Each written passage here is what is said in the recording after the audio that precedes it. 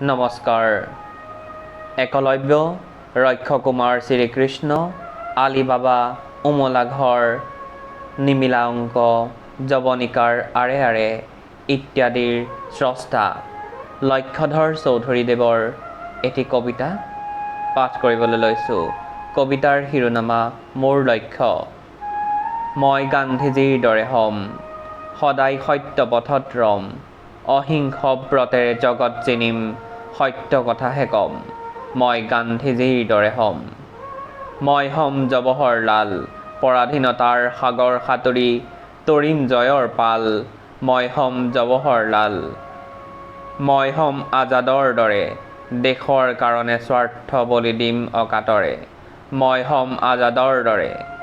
মই নেতাজী সুভাষ হ'ম, পৰ্বত লংঘি সাগৰ নেওচি জয়ৰ তিলক ল'ম।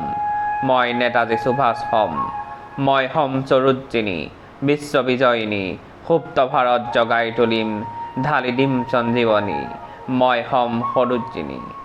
মই হ'ম জয়প্ৰকাশ, উচ্চ নীচ কৃষক বনুৱাৰ কৰিম বিভেদ নাশ, নকৰোঁ পৰত আশ। মই হ'ম জয়প্ৰকাশ। মই হ'ম তৰুণ ৰাম, দেশৰ কাৰণে সকলো ত্যাগী যুঁজিম অবিৰাম। মই হ'ম তৰুণ ৰাম। মই হ'ম কৰ্মবীৰ, নামতো নবীন কামতো নবীন বীৰপুত্ৰ জননীৰ। মই হ'ম কৰ্মবীৰ। মই হ'ম কনকলতা, প্ৰাণ বলি দিওঁ উদ্ধাৰি আনিম দেশৰ স্বাধীনতা। মই হ'ম কনকলতা। মই কুশল কোঁৱৰ হ'ম, দেশৰ কাৰণে হাঁহি হেলা ৰঙে ডিঙিত চিপ জৰি ল'ম। মই কুশল কোঁৱৰ হ'ম। আমি নৱভাৰতৰ নতুন গজালি, নতুন উৎসাহ গাত, মৰততে আমি সৰগ ৰচি ফুলাম পাৰিজাত। ধন্যবাদ।